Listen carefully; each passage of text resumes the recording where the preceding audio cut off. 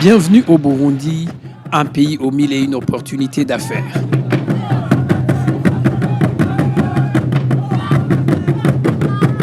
Situé au cœur de l'Afrique, le Burundi est un carrefour des grandes communautés régionales, une intégration qui confère aux entreprises établies au Burundi un très vaste marché. Le lac Tanganyika offre la possibilité de faire de Bujumbura, la capitale économique du Burundi, un carrefour commercial idéal au cœur de l'Afrique. Toutes ces potentialités, combinées à la paix et à la stabilité, qui sont une réalité, ont poussé le Burundi à engager une vitesse supérieure, passant de la diplomatie classique à celle économique, aujourd'hui que les couleurs nationales flottent dans le concert des nations. Nous avons mené des efforts ensemble avec le président de la République pour réouvrir le pays au monde. Les sanctions ont été levées. Cela a ouvert le Burundi au monde et grâce à cet esprit d'ouverture qui nous anime, mais aussi que nous avons affiché auprès de nos partenaires. Donc aujourd'hui, je peux dire que nous sommes dans une période de normalité diplomatique, mais nous sommes en train de mener encore d'autres actions offensives pour pouvoir assurer ce qu'on appelle le rayonnement du Burundi dans le concert des nations. Grâce à ces effets d'entraînement sur les autres activités économiques, le secteur du tourisme a été choisi comme catalyseur. Des investisseurs burundais et étrangers ont d'ailleurs déjà entrepris l'exploitation notamment du littoral du lac Tanganyika, cette émanée du ciel aux eaux douces, avec 270 espèces de poissons, dont le mukeke, le ndagala et le koué, qu'on ne trouve nulle part ailleurs dans le monde, ce qui peut stimuler les investisseurs dans la pêche moderne et même le sport nautique. Les plages du lac Tanganyika ont déjà attiré beaucoup d'investisseurs dans le secteur de l'hôtellerie. Des hôtels haut de gamme et standards moyens, avec des chambres spacieuses, dont des suites présentielles, des suites juniors sont érigées le long du lac Tanganyika. Des hôtels classe, c'est aussi au centre-ville de Bujumbura, la capitale économique du Burundi, à Bugarama sur la crête Congo-Nil, avec un environnement naturel où on respire vraiment de l'air pur grâce à ces collines et montagnes qui alternent, mais aussi cette forêt naturelle de la Kibira. Là, on peut également contempler la verdure des plantations du thé d'Oteza. Pour les pionniers du secteur de l'hôtellerie au Burundi, le terrain est encore vierge et les portes sont ouvertes. Le secteur de l'hôtellerie au Burundi, je dirais qu'il est encore à l'étape embryonnaire. Ça veut dire qu'il y a beaucoup d'endroits au Burundi où il n'y a pas des infrastructures d'accueil. Si le Burundi s'organise à faire une diplomatie agressive pour intéresser les investisseurs, je le soutiendrai. Je suis dans le secteur. Aujourd'hui, ce qui se passe, c'est qu'on crée des hôtels dans les centres-villes, dans les centres urbains.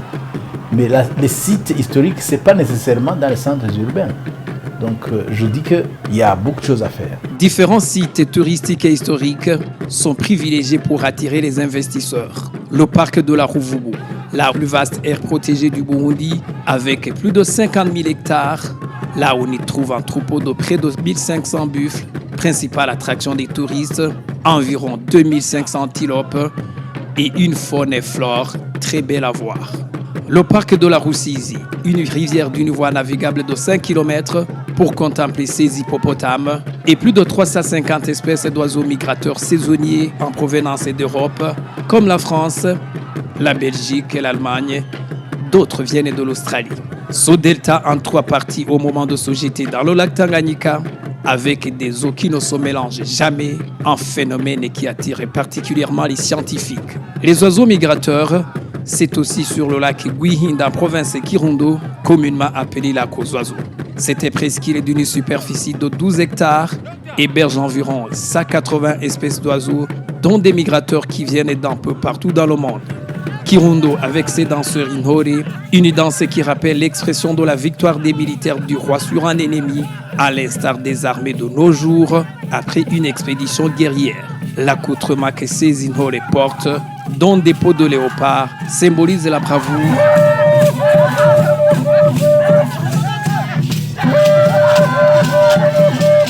Les eaux thermales de Mugara, c'est en commune et province Rumongue, et les renferme des vertus thérapeutiques miraculeuses qui font d'elle une attraction quotidienne des personnes paralysées qui témoignent de leur guérison en se baignant dans ces eaux chaudes d'une source connue sous le nom de Mashuha. C'est à 12 km du chef-lieu de la province Rumonge. Les failles d'Onyakazu, en commune Minga-Kayove de la province Rutana à l'est du Burundi, cette aire protégée dite faille des Allemands est constituée essentiellement de 7 chutes d'eau et une succession de failles avec une vue panoramique. Tout près en commune Musongati, vous y trouverez les impressionnantes chutes d'eau Karera en 5 cascades, un pont aérien pour contempler ce beau paysage. Enfin, la source du Nil a été explorée en 1930 au sud du Burundi, précisément à Rutovu. Une pyramide symbolisant la source la plus méridionale du Nil y a été érigée par l'explorateur allemand Burkhard Werdak. En marge de ces sites touristiques, c'est notamment ce sanctuaire des tambours de Gishora, le bercail du tambour burundais. Ce palais des tambours offre une opportunité aux visiteurs de découvrir une exhibition d'un groupe de tambourinaires qui dansent au rythme envoûtant et au son mémorable du tambour. Depuis 2014, le tambour burundais est patrimoine mondial immatériel de l'UNESCO. Toujours à Gitega, c'est ce musée national, riche en collections ethnographiques, avec tous les détails de la vie du Burundi ancien. Kiganda, capitale royale du Burundi ancien, c'est en province Muramvya. Le traité de Kiganda, consacré à la soumission du roi Mwezi Gisabo aux Allemands, a été signé le 6 juin 1903 sur cette pierre, officialisant ainsi la colonisation allemande. Tous ces sites peuvent faire entrer au trésor public des devises comme c'est le cas dans nos pays voisins, reconnaît le directeur général du tourisme. Si nous travaillons main dans la main avec le ministère qui est la porte d'entrée des investisseurs étrangers, vraiment nous pensons que le secteur du tourisme va faire avancer le développement économique de notre pays. Pour stimuler les investisseurs, le gouvernement du Burundi a mis en place une agence de développement du Burundi ADB en sigle, avec pour mission principale faciliter et accompagner les investisseurs pour avoir tous les documents exigés. Un investisseur ne dépasse pas 2 heures. Par ailleurs, le guichet unique de l'ADB sera digitalisé d'ici fin exercice 2022. Le travail se fera en ligne. Une fois que les investisseurs décident de pouvoir venir sur le terrain, l'agence les facilite l'obtention du visa et les accueille à l'aéroport pour pouvoir les aider à chercher toutes les informations nécessaires, à s'installer, à visiter les terrains, mais aussi à consulter certaines données économiques très importantes pour que les investisseurs puissent décider d'investir. Et là aussi, le rôle de les accompagner, de les assister dans l'obtention des avantages fiscaux et les avantages douaniers et autres avantages liés à tout le processus d'investissement. L'Agence de développement du Burundi dispose à son sein aussi d'une cellule qui est chargée d'accompagner les investisseurs dans la recherche de tous les documents qui sont exigés dans ces activités d'investissement. L'investisseur vient ici et récupérer tout ce qu'il faut ici. En conclusion, les portes sont ouvertes pour tous les investisseurs, que ce soit étrangers et locaux. Et pour profiter de ces opportunités lui offertes, le Burundi, à travers son ministère des Affaires étrangères et de la coopération au développement, a envisagé une véritable diplomatie économique très active comme voie prioritaire pour attirer les investisseurs. Nous sommes en train de le faire. Il y a des investisseurs étrangers qui commencent à venir en provenance de la Turquie, en provenance de l'Europe, en provenance de l'Asie, sur tous les continents. Nous avons des orientations claires du président de la République pour que les obstacles d'antan en matière de promotion des investissements puissent être levés, notamment les obstacles liés à la corruption, à ce que certains Burundais appellent les frais de motivation, etc. Tous ces obstacles invisibles doivent être levés. Nous appliquons la tolérance zéro aux fonctionnaires de l'État qui bloquent les investisseurs étrangers en leur demandant des avantages pécuniaires. Donc nous allons poursuivre cette politique.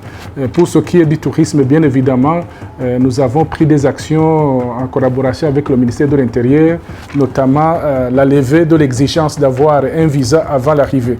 Maintenant, tous les visiteurs qui viennent à Bujumbura ont le droit d'avoir leur visa à l'arrivée. Cela facilite beaucoup les touristes et les investisseurs à venir à Bujumbura parce que dans certains pays, nous n'avons pas d'ambassade pour pouvoir octroyer des visas aux étrangers qui souhaitent visiter notre pays. Donc nous avons beaucoup de choses à montrer aux touristes étrangers.